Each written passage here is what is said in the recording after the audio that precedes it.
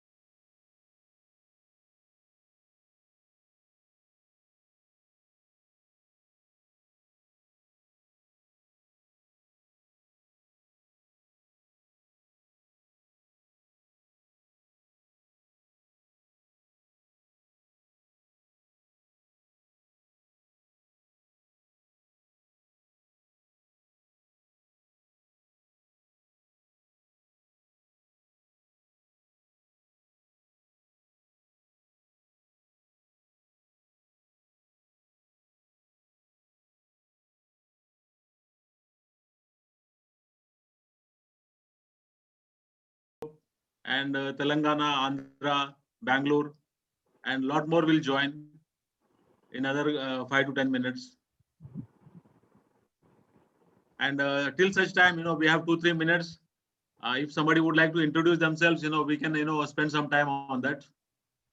So till such time. Hello, sir.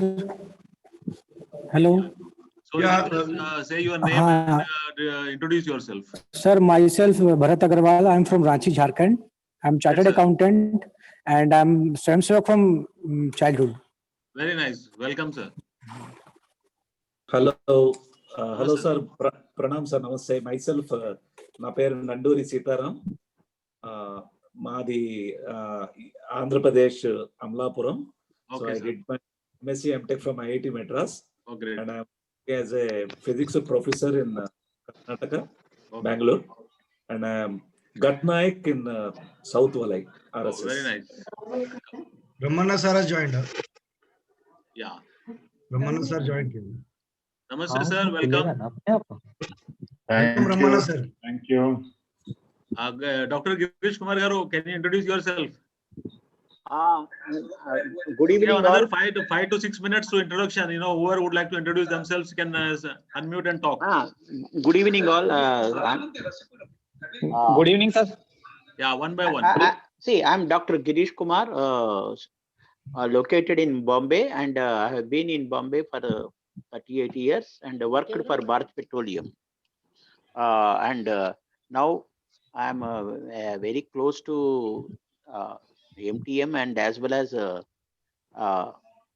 close to BJP's ideology. Thank you. Good evening, sir. Yeah. Sachin Tyagi from sir, Greater Noida West. Okay, sir.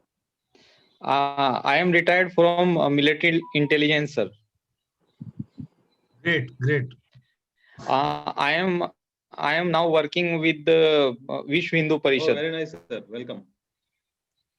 Welcome, sir. I am going to mute all once again so that a lot of people are joined with unmute. Ji, namaste, ji. Anybody wanted to speak, please unmute. Ji, namaste. Ji, namaste. Hello, hi to everyone. Hi, sir. Hello. Yeah, tell me. Go ahead, Mahesh. Yeah. Hi. This is Mahesh Rikamalle from Sakpalivada, Mumbai. From the graduation only, I started the social service. Currently, I'm with PGSA also. Good. And some part I did with RSS also. Very good. And current I'm a semi-qualified chartered accountant and MBA finance. Doing a service as a senior manager account with one private limited company in Mumbai only. Great. Thank you very much. Thank you. Let others please speak. Yeah. Ji, namaste. Hello. Namaste. Go ahead, Suresh. Ji, namaste.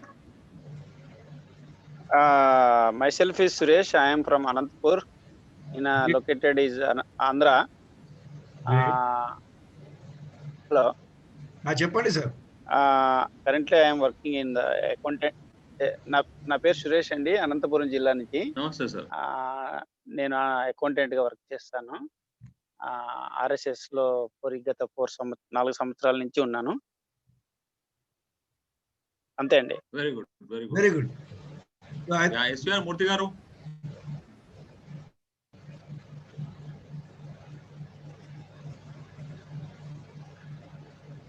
Hello everyone, this is Satpal Singh Gurjar.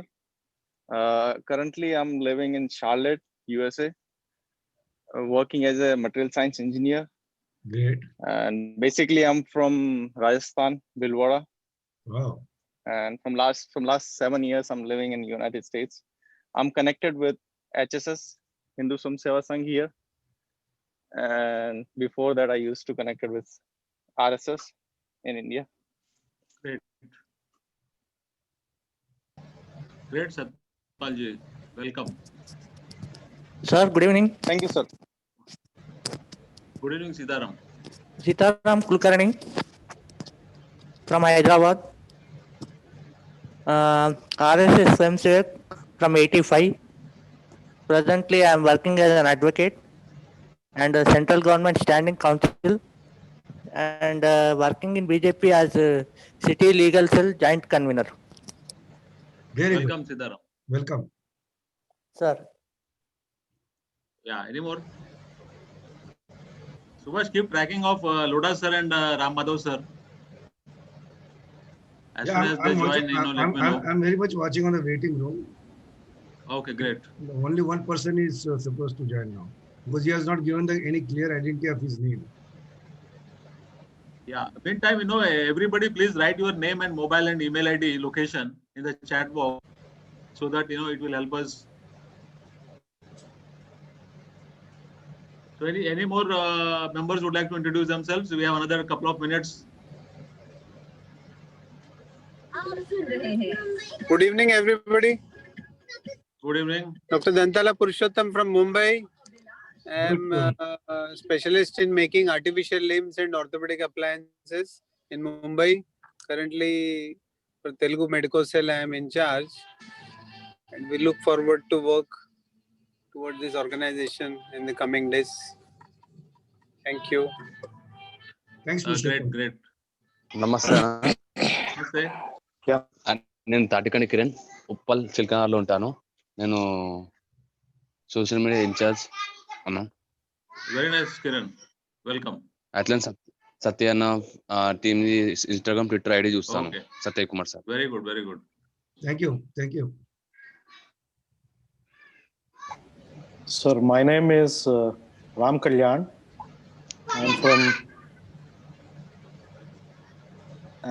Please go on. Ram Kalyan. I'm from Polavaram, East Godavari. Yeah, please unmute and talk.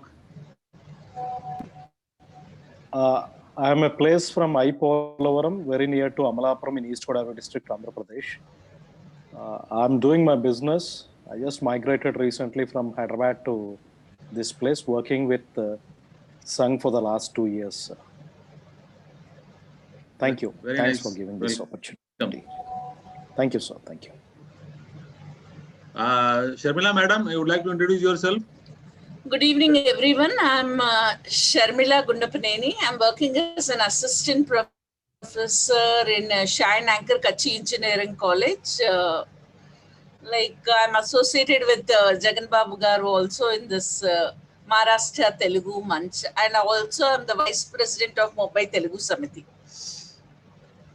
Great. Welcome. Thank you. Dr. Nil Kamal. Yes, sir. Yeah, please introduce your work to all our members. Myself, Dr. Nilkamal Ganesh Pattu. Recently, I have been appointed as the president for ward number 133 by Jagan Babu sir. We are working for the people in those areas. We have been conducting medical camps, blood donation drives.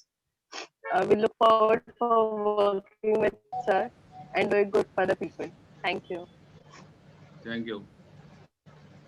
Any more introductions? Sai Ram, you would like to introduce yourself? Yeah, Sudarshan Gajam ji, please introduce yourself. Unmute చేయండి.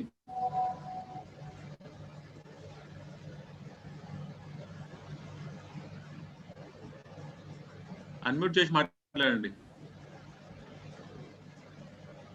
I am Sudarshan Gajam, retired from welcome, MTNL as a DGM. Yes, sir. Welcome. And associated with so many social organizations and NGOs. Great.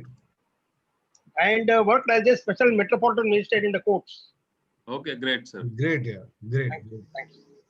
Welcome, sir. Hi, Jagan sir. Good evening. Yes, हाँ बोलिए sir, कैसे हो? हाँ, अच्छा हूँ. आप कैसे? एकदम बस बोलिए. My name is Roshay. I'm from Pune. I'm the vice chairman for Andhra Association Pune. Plus, I work for a bank in for Maharashtra. That's good. All the best, sir. Welcome. Welcome, Roshaya. Thank you, sir. Yes, Shina, you would like to introduce yourself? Yes, sir. Good evening, everyone. I am a second year law student at Narsi Munji, Mumbai. Presently, I'm staying in Vadodara. I have no affiliations with either the RSS or any of the wings, but recently I've started reading literature on Hindutva, Savarkar, and I've even bought the book of Sri Ram Madhav Ji, Because India Comes First. So I've started following these people, and this is the reason I'm here. Great. I think Madhu from Hyderabad, he has raised the hand. Madhu, you can unmute and speak. No problem, please. Madhu, unmute. Sir, very good evening, sir. Yeah. Jagan, sir, very good evening. Good evening. Go ahead. Tell me. Good evening, Jagan, sir. Namaste. Good evening. Friends, in this Adhusudan, working as a lecturer, giving Abad, and I have 21 years experience in teaching for civil services and also state services examinations like TPSC, TSPSC. I convey him to you, Jagan Babu sir. And being a friend, being a well-wisher of you, I'm appreciating your great services in the name of BJP, and also you are extending all your support in bringing and also serving for the Telugu people who are staying in Maharashtra, not only in Maharashtra, of course, in Hyderabad and other areas also. Madhav sir joining. Okay. I'm admitting him. Soon that you are going to become MLA in Maharashtra area and also minister. I hope so, sir. Thank you, sir. Thank you very much. God bless you, sir, because I'm watching, I'm observing your WhatsApp group daily, recording your programs. God bless you, sir. Thank you very much. Madhav sir has joined. Namaste, Madhav sir. You can hear us, sir? Namaskar. Yeah, Namaskar. I can hear you. Yes. Sir, welcome, sir. Thank you. Sir, Loda sir will come in another 5 to 10 minutes, so we'll start the program. Now we will wait until he comes. Okay. Still such time, there is introduction going on. Okay. So we'll take another 2-3 minutes. Okay. So Subhash, just carry on the introduction. I'll talk to Loda sir. No problem. Okay, no problem. Anybody would like to introduce themselves? Please introduce. Sir, I am from Jagan. I am Jagan, sir. Yeah, very good. From where? I am Jagan from Jamikunda, Karimnagar district, Telangana, sir. Good. What exactly you are doing? Sir, what would like to take action in Telangana? Okay. Okay, thank you. We will let you know about that. Anybody else would like to introduce themselves? I'm Subhash Macha. Myself, man. Yes, Saira. Subhash garu. Yeah. నేను SVR మూర్తి మాట్లాడుతున్నాను. మూర్తి గారు చెప్పండి sir. నమస్కారం రామ్ మాధవ్ గారు. Telugu cell అన్నారు కదా అని నేను తెలుగులోనే మాట్లాడుతాను. ఇప్పుడు ఒక యూనియన్ బ్యాంక్ లో మీటింగ్ కోసం వచ్చాము ఇక్కడికి. నా పేరు ఎస్విఆర్ మూర్తి అండి. BJP hard core fan. Modi గారు అంటే ప్రాణాలు ఇవ్వడానికి కూడా రెడీ. అంత అభిమానం ఆయన అంటే నాకు. Very good sir. ఆయన నన్ను ఆలింగనం చేసుకున్నారు 2013లోని భుజ్ లోను ఉన్నప్పుడు నేను పనిచేసినప్పుడు ఆయన నన్ను ఆలింగనం చేసుకున్నారు అనమాట. ఆయన ఇవన్నీ కూడా మేము ముందుకు తీసుకెళ్తూ ఉంటాం జగన్ బాబు గారితో కలిసి. ఆయన ఆదర్శాలన్నింటినీ మేము ముందుకు తీసుకెళ్తూ ఉంటాం. చాలా MTM సంతోషం. అన్న ఈ సంస్థలో షర్మిల గారు అయితేనేమి, నేనైతేనేమి, బాంబేలోని పవై అనేది ఒక పోష్ ఏరియా. అక్కడ జగన్ బాబు గారు మా ద్వారా చాలా మంచి పనులన్నీ చేపిస్తూ ఉంటారండి. ఈ రోజు మిమ్మల్ని కలుసుకుని మీతో మాట్లాడడం అనేది నా అదృష్టంగా భావిస్తున్నాను. చాలా సంతోషం అండి. Sai, you can speak now. Sai, Thank you, sir. unmute and speak. Thank you. Yes, sir. You have to be very quick. Hello. Yes, Sai. Hello. Yeah, Sai. Please introduce yourself. Good, young boy. Yeah. My name is Sairam from Jalalpur, Yadadri, Bongir district, from Telangana, Hyderabad. That's good. What are you doing? I'm a recently pursued mechanical engineer from CVSR College of Engineering, Hyderabad. Great, great, sir. Great. What message you wanted from this session? I just want to know how can good. Sai, what are the future steps in order to build a great Hyderabad? Great. Thank you, Sai. Thank you. We remain in the session. Shortly we will start once the Loda sir join to this session. 1 second. Yeah, Loda sir is joining another 2 minutes. And the meanwhile, Jagan, we can start now. Yeah. If that anyone would like to introduce Krishna Uppuluri? CK.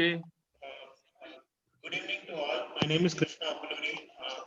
I'm from Mumbai and I'm right now working in Chevella, Hyderabad. And thank you so much for this time. Great. Ramesh Kumar has raised his hand. You can unmute, please. Be quick. Ramesh Kumar. Yeah, Ramesh, fast. Ganga Prasad, then later on. Yeah, hi sir. This is Ramesh Kumar Macha. I'm a DGM in private company and I am pursuing LLB second year student right now. So I am more of Hindutva guy who can always support the BJP. So we are working for BJP in Worli. Very good. So we are making a group for Worli area. Thank you, sir. Very good. Thank you, Ramesh Kumar. Ganga Prasad, Gujjati.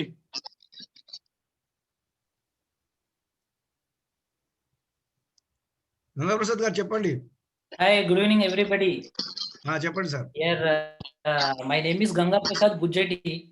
Yeah. I'm stay at Prabha Devi and work-wise, I'm the expertise of digital marketing. I'm That's running great. my own company. Wow. And regarding for the BJP, I love BJP and to do work for the BJP, I'm very much interested. Good. Thank you. Thank you very much. CK, you are raised your hand. You can please unmute yourself. CK. Hello, my name is Chandrakant Silveni. Yeah. And this is for the first time I could join properly because there was some settings problems with my mobile phone. Yeah, please. I regret for that. And I work with Tata Consultancy Services. And I am associated with Passport Seva project. I'm the head of operations for Maharashtra and Goa. And this happens to be my first call for that matter. And it's proud to be associated with this kind of political organization, which is growing and which is the biggest in the world, and looking forward to develop our country. So I am in for the development of my country. Great. Thank you. Thank you, Chilveri. Anybody volunteering to introduce themselves? Yeah, as Loda sir joins, we just introduce our objective of this program. Subhash, you can unmute everyone and I'll start. Loda sir is joining, sir. He's joining. Okay. Please.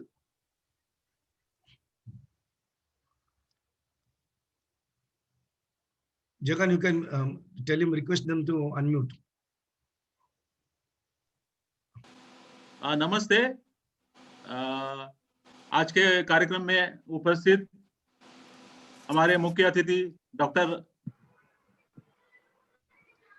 Ram Madhav ji, हमारे मुंबई के president BJP के श्री मंगल प्रभात लोढ़ा जी, आज के guest of honour doctor PV Ramana और दुनिया भर से आए हुए सारे मित्र, सभी को BJP Telugu cell BJP Mumbai का नमस्कार।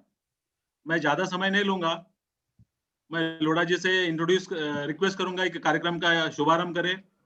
फिर बाद में डॉक्टर रमना सर एक हमारे एमटीएम के बारे में, हमारे एक्टिविटीज के बारे में बताएंगे। फिर मेन स्पीकर हमारे Ram Madhav ji, he will talk in detail about today's theme.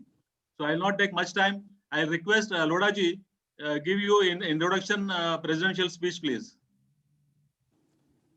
नमस्ते जगन बाबू, मैं मेरे मन से मुंबई भाजपा की तरफ से आदरणीय राम माधव साहब को सर प्रणाम करता हूँ। मैं इनका प्रयोग बहुत सोच समझ के कर रहा हूँ, क्योंकि आपकी तरह मेरे मन में भी माननीय राम माधव जी के प्रति इतना आदर है। मैंने चाणक्य को देखने जरूर कल्पना कर सकता हूँ माननीय राम माधव जी की बातें सुनकर और उनके जो किए हुए भारत के अंदर जो बड़े बड़े परिवर्तन हुए हैं उसको देखते हुए मैंने एक बार अखिल भारतीय कार्यकारिणी में उनके मुंह से एक 4 लाइनों की छोटी सी पंक्तियां कविता के रूप में सुनी थी कि राजा कैसा होना चाहिए। और उस समय मैंने माननीय मोदी जी के चेहरे के ऊपर जो भाव देखा था, वैसा भाव आज तक कभी देखने को नहीं मिला है। माननीय राम माधव जी बहुत बड़ी बड़ी बातों को बहुत छोटे से शब्दों में और बहुत बड़े बड़े कामों के बहुत कम समय के अंदर, ऐसी महारत माननीय राम माधव जी के पास में है। सारे भारत के अंदर आपने राजनीति के अलावा भी सामाजिक दृष्टि से भी और भारत की स्वतंत्रता के लिए, भारत की सार्वभौमता अक्षुण्ण रखने के लिए, भारत को मजबूत बनाने के लिए, विश्व गुरु बनाने का जो सपना राष्ट्रीय स्वयंसेवक संघ के परिवार के सभी सदस्यों ने देखा है, वास्तव में उसकी सीढ़ियां कैसे चढ़ी जाएगी वो कोई सोचे देखे तो उसको समझ में आएगा। मैं एक संघ के बड़े अधिकारी से अभी मिला, तब मैंने पूछा, मैंने को ये धारा 377 बहुत अच्छा हो गया। मेरे को 1 मिनट 2 मिनट का समय बोलने का जगन बाबू और है ना? यदि है ना? है सर, है। तो मैंने उनसे पूछा, मेरे को ये 370 कैसे संभव हुआ, कैसे किया? तो जो उन्होंने मुझे बताया, उन्होंने बताया कि जब कश्मीर के अंदर सरकार बनाने का समय आया था तो कई लोगों के मन में विरोधाभास था, पर हमारे मन में एक स्वयंसेवक के रूप में राम माधव जी के सोच के ऊपर अटूट विश्वास था। और हमको तब समझ में आया कि कई सालों से कश्मीर को एक लोह की दीवार के पीछे बंद किया हुआ है। वहां पर क्या होता है, सरकारी तंत्र क्या है, रिकॉर्ड क्या है, किसी को पता नहीं। और जब तक हमारी उसके पास उसके ऊपर एक्सेस नहीं होगी और हमको थोड़ा बहुत भी सरकारी तंत्र समझ में नहीं आएगा, तब तक जो हजारों लाखों स्वयंसेवकों का सपना और हर भारतीय का सपना है कि 370 समाप्त और कश्मीर वापस भारत का अंग बने, यह कभी पूरा हो नहीं सकता था। उस समय उन्होंने बताया कि मैंने कुछ प्रमुख लोगों को ये बात बताई और माननीय राम माधव जी के और संघ के किसी अधिकारी ने कहा, इसलिए उस बात को माना गया। आज जब 370 लग गया और 370 शांति से इंप्लीमेंट भी हो गया, तब समझ में आता है कि इतने बड़े तूफान के अंदर किसने एक छोटा सा दिया माननीय राम माधव जी ने उस समय जलाया था और इसके कारण कश्मीर आज वापस अपने पर आ गया। असम का विषय मैं बहुत सारे विषयों में नहीं जानना चाहता हूँ। मेरा सौभाग्य है कि माननीय राम माधव जी के साथ में मुझे आज ये शेयर करने का मौका मिल रहा है। और जगन बाबू, आपने बहुत कार्यक्रम किए हैं, पर आपका ये कार्यक्रम, जो इस कार्यक्रम को सुनने का सौभाग्य वाले हैं, उनके जीवन के अंदर जब माननीय राम माधव जी बोलेंगे तो उनके जीवन के अंदर एक ये रिकॉर्डेड इतिहास बन जाएगा कि किस तरह से उन्होंने बहुत अच्छी बातें बहुत सीधे किसी ऐसी व्यक्ति के मुंह से सुनी जो कि अपने आप में एक चलता फिरता इंस्टीट्यूट है। पुनः एक बार मुंबई भाजपा की तरफ से, मुंबई की जनता की तरफ से और व्यक्तिगत मेरी तरफ से माननीय राम माधव जी के चरणों में कोटि कोटि वंदना, प्रणाम, धन्यवाद। Thank you, sir. Thank you, sir. Thank you, sir. Thank you. Next, our guest of honor, Dr. P.V. Ramana, Chairman of ITM Educational Institutions, will give his introduction speech for 5 minutes. Then Dr. Madhav sir will talk. Ramana sir, please. One second. Yeah, please. You are audible. Ramana sir is the chairman of ITM Educational Institutions. He has set up many colleges all over India. Over to you, sir. I hope you guys can see me. Yes, yes, sir. Ram Madhav ji, namaskar. Lodha ji, namaskar. Our dear friend Jagan Babu ji and other Prasit Mahashay, sabko namaskar. I wanted to take this opportunity to give to what we are doing in MTM. I've been following Jagan Babu and his activities in the MTM Munch for quite a good number of years now. And I remember his very first meeting with me several years ago, a dozen years ago, when he wanted to enter this field. And I advised him that do something and make it realizable and on the ground. And that was the first project of the Old People's Home. And then the school project and the temple project. And all of this have seen significant success. And he has shown himself to be a doer and an actor. The electronic medium, social media platform of MTM has succeeded very well. And I think that in all the Western cities combined, I think the active membership is approaching more than 3 lakh as on today. That is great for an organization and to keep these people active and about. Today, we have quite an international and national audience. People have introduced themselves from Charlotte, USA, from Anantapur, from Pune, from Karimnagar, from everywhere. And this is a very, very good sign. Today's topic, Dr. Ram Madhav ji he will expound on it. He is the creator of that and executor of that. People can make policy, but to put it in execution takes guts and a system of self-organization and party organization, of which he has shown a tremendous capability. And in a sense, I am an 80+ person.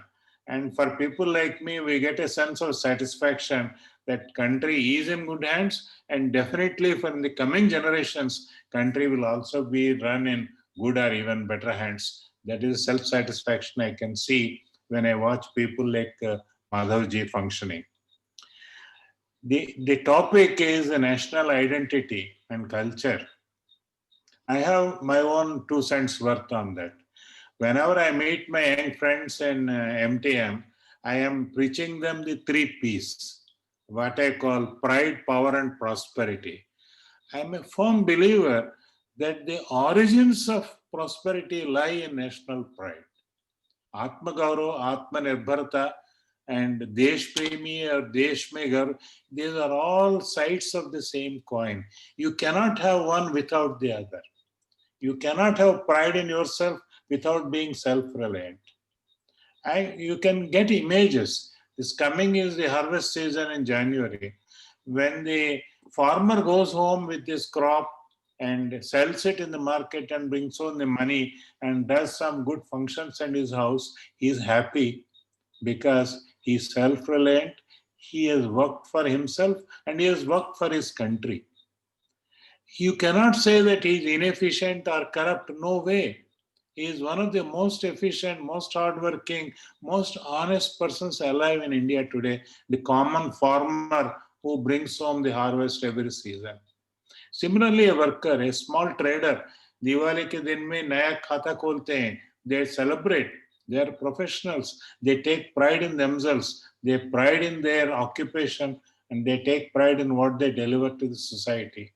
India is built of all these small individuals who do their work with basic honesty and morality and are proud of themselves, their community, and their country. How is this pride expressed? You cannot project this unless you have power. Power comes from many different sources. Power comes from identity. We are Indians, we are Bharat. We are Hindu, we are Hindutva, we are secular, we are people of hundreds of different languages and at least 20 identifiable religions working together as a nation. It comes from that fact. It comes from economic power, that we produce enough for ourselves to eat and produce a surplus for other countries to be given, as in food, as in pharma, as in IT, in many sectors. It comes, the economic power makes us self-reliant. It comes from military power. After all, we are a country like a family. You have to defend your home, you have to defend your city, you have to defend your country. There are borders and separating what is ours and what is theirs. And when somebody crosses the border, we should be able to prepare to defend ourselves. And for that, we need military power. These three powers together, military power, economic power, and sense of national identity, together make us a great nation. I believe that if you look into the heart of Modi ji and his gang of hardworking professionals and Madhavji and others, this is what you look into that. Like I said, you know, Lord Hanuman will break his chest and you see Ramcharitmanas inside there. Like that, this national identity, national pride, Atma Gaurav and Arpa Bharata go together in these people. This is the three things. And out of exercising this economic power and military power come prosperity.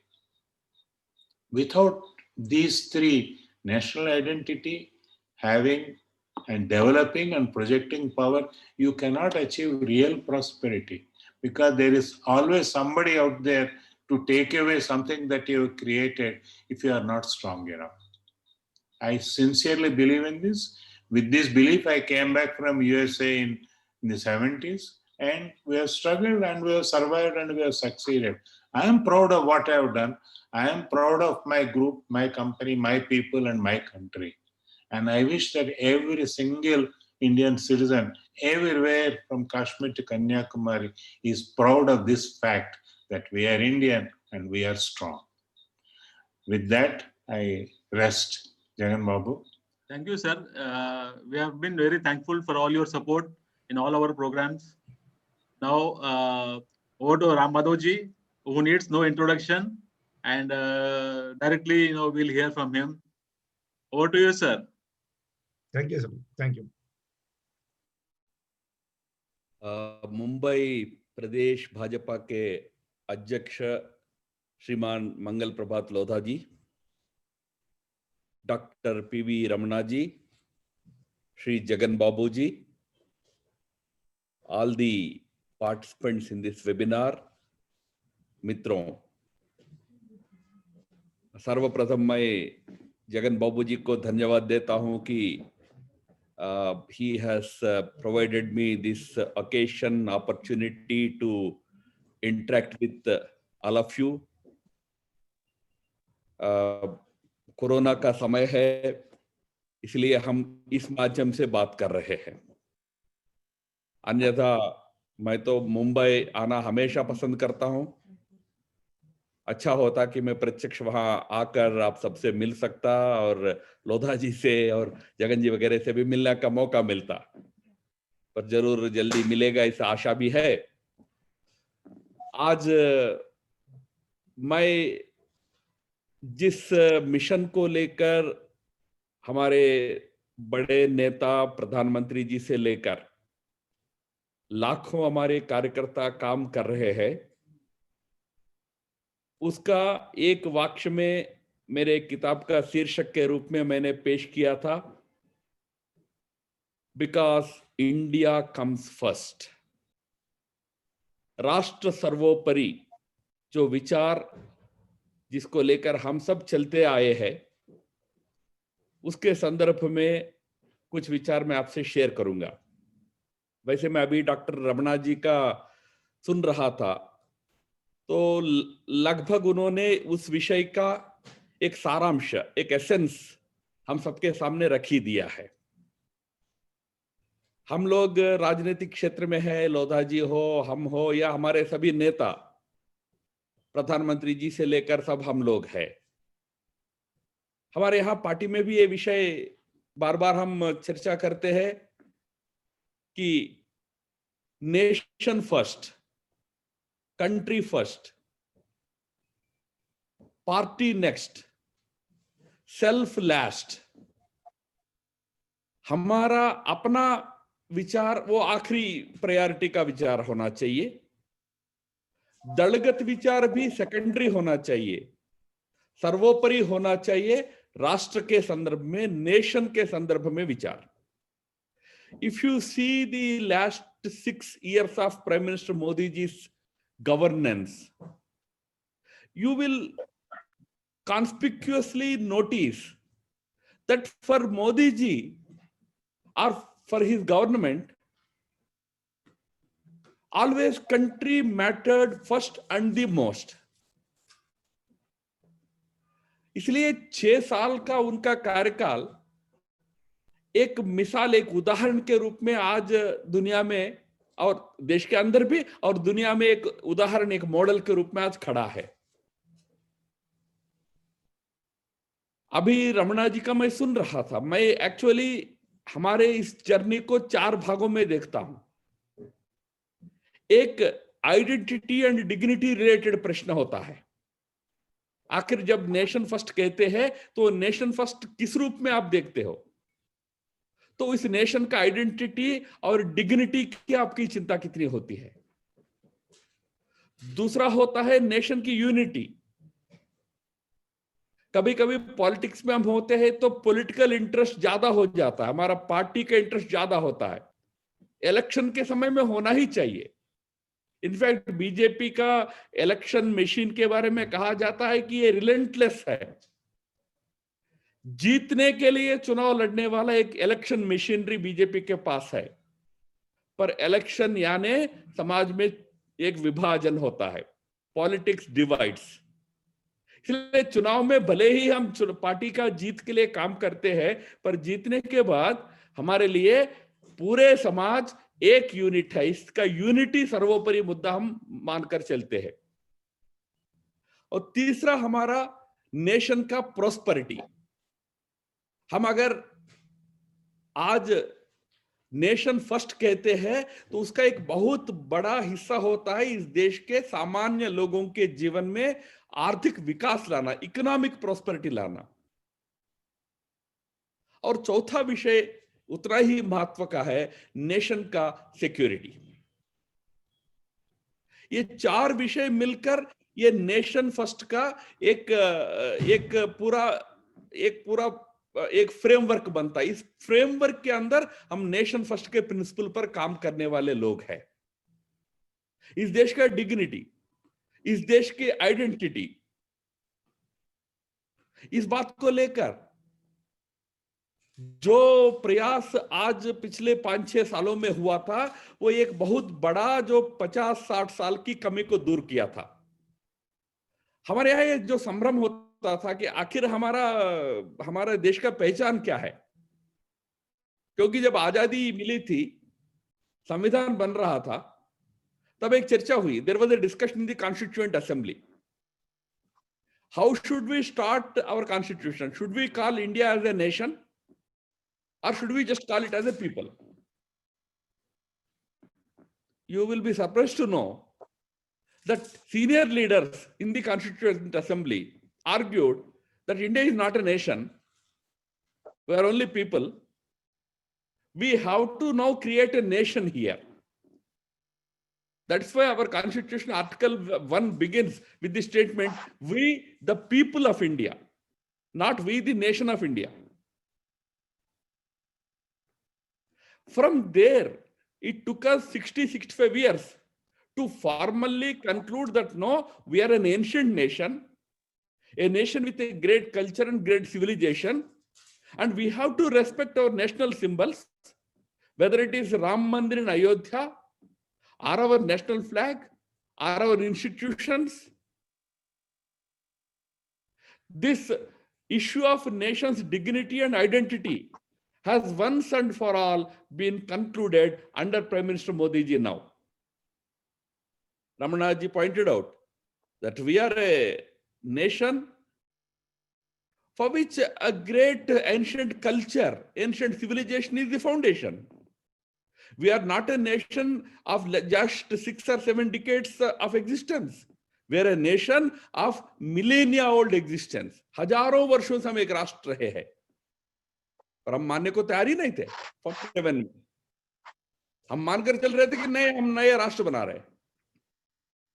आज जब उस प्राचीन सनातन सांस्कृतिक सभ्यता मूलक राष्ट्र का प्रतीक के रूप में एक अयोध्या का राम मंदिर भी बन रहा हो, इस देश के अंदर एक समान कानून भी बन रहा हो, एक सांस्कृतिक विरासत को सम्मान मिल रहा हो, कब आपने देखा कि इस देश के सांस्कृतिक विरासत का सर्वोच्च सिंबल बद्रीनाथ के अंदर भारत के प्रधानमंत्री जाकर अपना माथा टेकता है? कब देखा है आपने? पहली बार एक ऐसे देश के सर्वोच्च नेता प्रधानमंत्री को आप देख रहे हैं जो इस संस्कृति के धरोहर को अपने कंधे पर उठाने के लिए शर्मिंदा नहीं होते। इंग्लिश में कहते wearing on the sleeves. Culture को गर्व से अपनाने वाला नेतृत्व इस देश को मिला है। आज एक बहुत बड़ा वो आयाम जिसमें भारत की पहचान, उस पहचान के द्वारा एक सम्मान जो भारत को जो मिलता है, उस सम्मान को सुस्थापित करने का एक बड़ा काम हमने किया है। दूसरी बात आता है देश की यूनिटी का। आप मुंबई के लोग हैं, मैं आपसे पूछना चाहूंगा, कब था आप आखिरी बार आपने बम विस्फोट देखा था? 2008? 2008 or something like that. पिछले 6 साल से न केवल मुंबई, न केवल महाराष्ट्र, पूरे देश में एक शांति का माहौल है, एक दंगे फसाद से मुक्ति है, एक एकता की भावना है। प्रयास कम नहीं होते आज भी तोड़ने का। आज भी हमको मजहब के नाम पर, अन्य नाम पर दंगा फसाद कराने का प्रयास कम नहीं होते हैं, पर क्योंकि हमारे नेतृत्व की, हमारे सोच की यह प्रतिबद्धता है कि भाई राष्ट्रीय एकता, राष्ट्रीय एकात्मता सर्वोपरि है। धर्म के नाम पर, मजहब के नाम पर लड़ना इस देश में होना नहीं चाहिए। ये जो हमारी प्रतिबद्धता रही है, उसी के चलते आज देश के अंदर एकदम शांति है, अमन है, एकता है देश के समाज के अंदर। राइट फ्री इंडिया 6 साल से हमने देखा है। आप, जब मैं राइट फ्री इंडिया की बात कहता हूं, एक आध क्षेत्र को, कश्मीर जैसे क्षेत्र को आपको छोड़ना होगा, वो एक विरासत अलग है, पर बाकी देश दंगा मुक्त, आतंक मुक्त आज रहा है, एक यूनिटी का परिचय देने वाला है। आज देश के किसी भी कोने में आप चले जाइए, भले ही बीजेपी का वोटर नहीं होगा, पर प्रधानमंत्री मोदी जी के नाम पर सम्मान रखता है। एक माहौल है, क्योंकि देश की एकता, देश की इंटीग्रिटी के लिए काम करने वाला नेतृत्व है। ये विश्वास आज हमने देश के चारों ओर निर्माण करने में सफल हुए हैं। तीसरी बात मैंने आपको कहा, जो रमणा जी भी कह रहे थे, प्रोस्पेरिटी, इकोनॉमिक डेवलपमेंट। कोरोना का महामारी का एक ये जो इस समय एक आघात हमारे अर्थव्यवस्था पर हुई है, वो बड़ा आघात है, उसको कम करने का कोई औचित्य नहीं है। उसका हम सब जरूर शिकार हुआ, हमारा अर्थव्यवस्था शिकार जरूर हुई है, पर हम इस देश की अर्थव्यवस्था को एक नई दिशा में आगे ले जाने का बहुत बड़ा मुहिम चलाए हुए थे। इस देश की अर्थव्यवस्था के बारे में दुनिया में एक इंप्रेशन होता था, the image of India outside used to be a corrupt economy, a red tapist economy, an inefficient economy।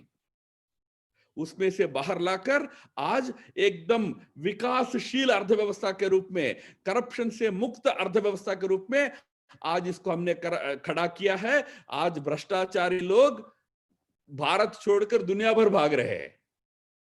कोई लंदन में मिलेगा आपको, तो कोई दूसरे आइलैंड में मिलेगा।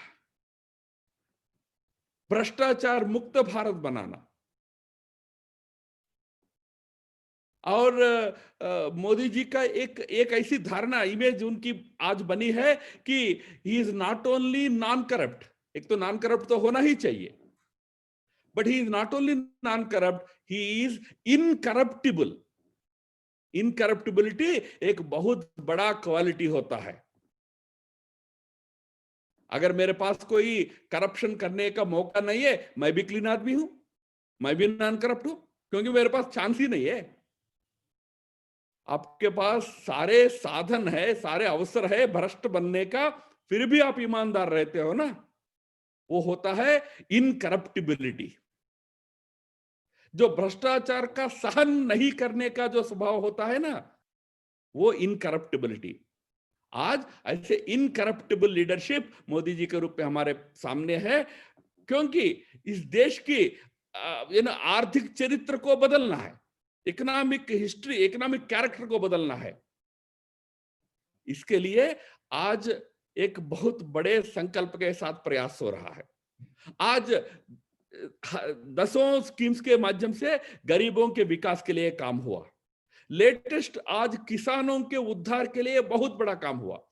3 बिल्स लाए गए, दी एग्रीकल्चर रिफॉर्म बिल्स, आज एक्ट्स बन गए हैं। पर अचानक उन एक्ट्स के खिलाफ कुछ सेक्शंस ऑफ फार्मर्स को मिसलीड करके एक आंदोलन खड़ा करने का प्रयास हो रहा है। I am right now talking to you from Hyderabad. I checked with people here. Here the farmers say, no, we're absolutely delighted with the new farm laws. So is the case with farmers in the almost all parts of the country. But a few groups have been misled by certain politically motivated farmers organizations, and they are brought onto the streets ostensibly to oppose the farm laws, but their actual problem is they are not able to tolerate Modi ji anymore. Farm laws are for the larger good of our farmers.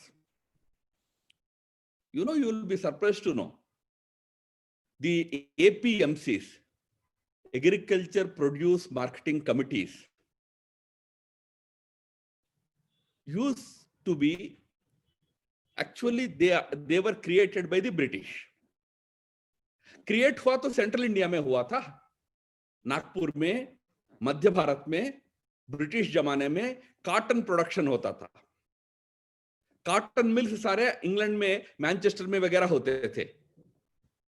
तो वो cotton mills के cotton के लिए farmers के ऊपर प्रतिबंध अंग्रेजों ने लगाया था कि whatever produce you produce from your farms, whatever cotton you produce, you must sell it to government only.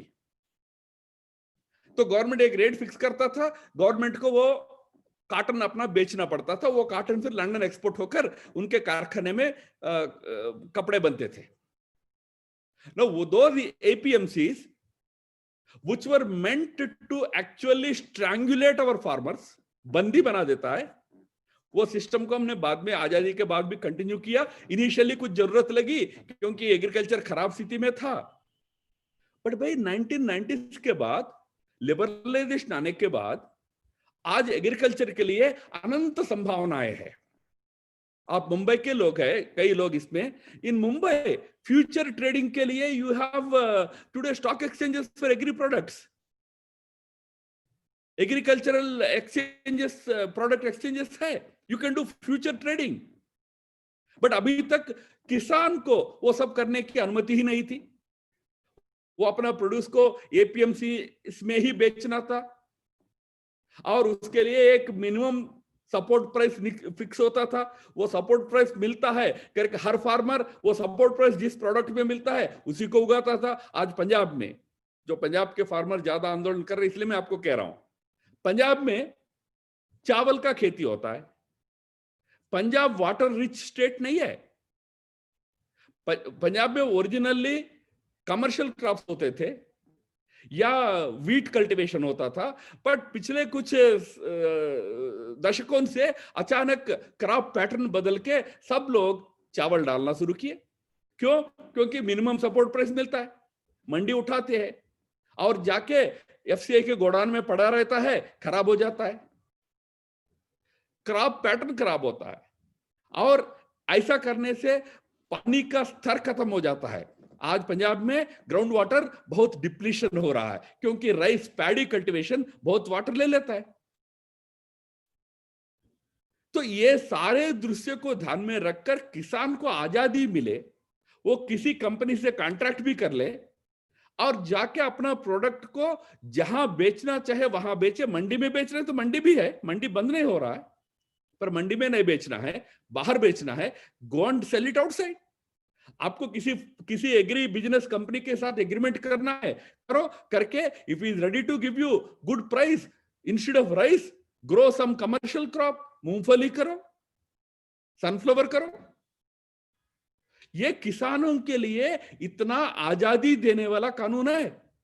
आप में से कई लोग बिजनेस करते होंगे, आप अपने इन्वेस्टमेंट करते हैं, यू आर प्राइवेट इन्वेस्टर, आप प्रोडक्शन करते हैं, आप अपने माल को अपनी इच्छा से बेचते हैं। इस देश के अंदर एक प्राइवेट इन्वेस्टर ऐसा है जो प्रोडक्शन तो करता है पर उसको बेचने की आजादी नहीं है, उसका नाम है किसान। प्रोडक्शन तो खुद करता है, अपने इन्वेस्टमेंट, अपने निवेश से करता है, but he has no freedom to sell. For the first time Modi ji ने कहा कि नहीं, किसान को फ्रीडम है, जैसा बेचना चाहो ऐसा बेचो, और कहीं नहीं बेच सकते हो, मंदी है, सरकार खरीदेगा। अब इतना अच्छा रिफॉर्म को भी विरोध करने का प्रयास जो हो रहा है वो केवल राजनीतिक है। हमारा संकल्प था कि इस देश के सभी लोगों का हित हो, ऐसी अर्थव्यवस्था खड़ा करे, because after all nation comes first. आज उस दिशा में आत्मनिर्भरता की भी बात मोदी जी ने कहा था। अब इस देश को अपने पैरों पर खड़ा करना है। आत्मनिर्भरता को हम सबको थोड़ा सावधानी से समझना चाहिए। आत्मनिर्भरता कोई गवर्नमेंट प्रोग्राम नहीं है, आत्मनिर्भरता हम सबके लिए है। यहां जितने हम लोग बैठे हैं, हम क्या आर्थिक दृष्टि से अपने पैरों पर अपन खड़ा होकर एक सशक्त आर्थिक यूनिट, इकोनॉमिक यूनिट बन सकते हैं क्या? Can we grow into a strong economic unit? If you have a shop, can you make it multiplied, big shop? If you have an industry, can you invest more money? Can you develop it much bigger? Can you stop your dependence on others? This Atmanirbharta is as much for individuals as it is for the government. That self-reliance, if that demands that you get support from some other country, do it, no restriction. आत्मनिर्भरता स्वदेशी में थोड़ा अंतर है। आत्मनिर्भरता वो बात है कि आपको, अब रमणा जी इंस्टीट्यूशंस चला रहे हैं, suppose to strengthen those institutions, to make them global, he joins hands with a foreign university और institution, it is welcome. That is what is आत्मनिर्भरता। An Indian company growing global is आत्मनिर्भरता। That kind of India comes first spirit लेकर चलना है अर्थव्यवस्था में। मोदी जी वो प्रयास कर रहे हैं। और आखिरी चौथी बात, देश की सुरक्षा, देश की सिक्योरिटी। आज देश सबसे अधिक सिक्योर हैंड्स में है। आज यहां जितने 40-50 लोग बैठे हैं, किसी के भी दिमाग में पाकिस्तान का जिक्र भी नहीं रहता है, याद भी नहीं रहता है। क्यों? अब सबको लगता है कि यार पाकिस्तान का मामला अब हो गया है, खत्म है, उसको सॉल्व कर दिया है। हाँ, अब चिंता होती है तो चीन की होती है। National obsession today is China, no longer Pakistan. कैसे हुआ है? हमने पाकिस्तान को इतना समझा दिया कि भाई टेररिज्म बहुत कॉस्टली मामला होता है। For one teeth the entire jaw will go. तुम मेरा एक दांत निकालने का कोशिश करोगे, तुम्हारा पूरा जबड़ा निकल जाएगा। तो जो हमारी प्रतिक्रिया हुई पुलवामा के बाद, अन्य समयों में, आज हमारे विरोधी पाकिस्तान करता है भारत की तरफ देखने में। इसलिए कश्मीर में इतने बड़े बड़े कदम हमारे उठने के बाद भी पाकिस्तान बयान देता है, पर उससे ज्यादा कुछ करने का हिम्मत नहीं करता है।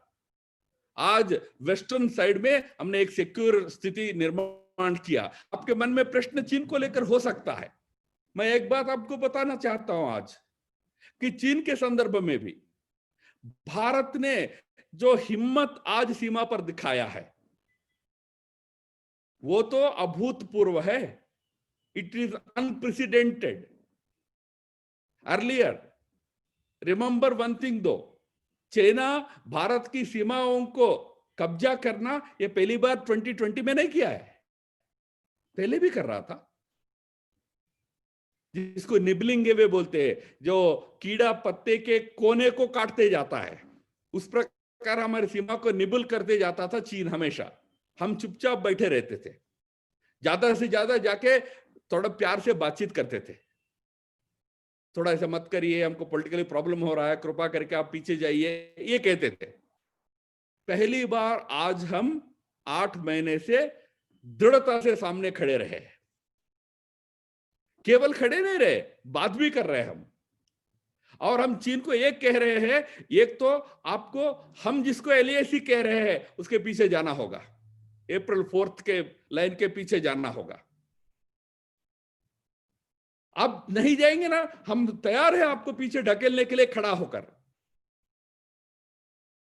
ये आज दुनिया में कई देशों को चौंकाने वाली चीज है, क्योंकि इंडो पैसिफिक रीजन में कई देश आज चीन के आक्रामक वृत्ति से, एग्रेसिव एटीट्यूड से आज तिलमिला रहे हैं, वो कुछ कर नहीं पा रहे हैं। मलेशिया के सागरी सीमा में चीन घुस जाता है, मलेशिया कुछ नहीं कर सकता है। वियतनाम के 2 बोट्स को चीन ने डुबा दिया समुद्र में, अब वियतनाम कुछ नहीं कर पाया। फिलीपीन की जमीन, आइलैंड्स को हड़प लिया, फिलीपीन कुछ नहीं कर पाया। जापान कुछ नहीं कर पा रहा है, कोई कुछ नहीं कर पा रहा है। ऐसे में इंडिया एकमात्र देश है जो आंख में आंख मिलाकर आज चीन के सामने खड़ा है। और हम उनको ये कहे हैं, आपको पीछे भी जाना होगा और LAC को मानना भी होगा। ये दृढ़ता जो देश की सीमा की रक्षा के लिए हमारे सरकार दिखा रही है, ये एक बहुत बड़ी बात है। चीन ने भी सोचा नहीं था कि इंडिया ये करेगा। जैसा अब इमरान खान को समझ में आ गया मोदी जी क्या होते हैं, अब शी जिनपिंग को भी समझ में आ गया है। तो देश की सीमाओं की रक्षा के लिए आज इस प्रकार दृढ़ता का परिचय देकर हम खड़े हैं। कभी कभी विपक्ष वाले हमको कोसते करे, आपने तो 20-20 जवान मर गए, 1975 के बाद कभी नहीं मरा है। हमको भी दुख है, हमारे वीर जवान 20 शहीद हुए हैं, उसका दुख हमको भी है। पर मैं एक बात मैं कहूं मित्रों, पिछले 40 साल 50 साल में कोई सैनिक नहीं मरे, ये कोई पिछले सरकारों का सर्टिफिकेट नहीं है। पिछली सरकारों की नीति ये रही कि अगर आमने सामने हो जाते हैं, जीप घुमा के वापस आ जाओ, वो जो कर रहे करने दो। हमारी सेना ने इस बार कहा कि इन्हें आगे ऐसा नहीं चलेगा, हमारी भूमि पर कब्जा करने आओगे तो हम उसका विरोध करेंगे, सामना करेंगे, आपको रोकेंगे, आपको पीछे करने का कोशिश करेंगे। हाँ, उसके में उसका हम सबको दुख है, पर उसका हमारा गर्व भी है। उन शहीदों के पराक्रम के चलते आज हम हमारे 1-1 इंच भूमि को वापस लेने की स्थिति में आज खड़े हैं। ये नेशन फर्स्ट का ये मामला होता है, 1 इंच का जमीन भी हम खोने नहीं देंगे इस देश का। तो देश आज इस प्रकार के सोच रखने वालों के हाथ में है। फॉर हुम इंडिया कम्स फर्स्ट। धारा 370 कश्मीर से हटाना छोटा विषय नहीं था। वैसे तो अब मैं आपको बताऊं, 1963 में जम्मू कश्मीर के भी कुछ मुस्लिम नेता नेहरू जी के पास गए, बोले कि 370 अब क्यों चल रहा,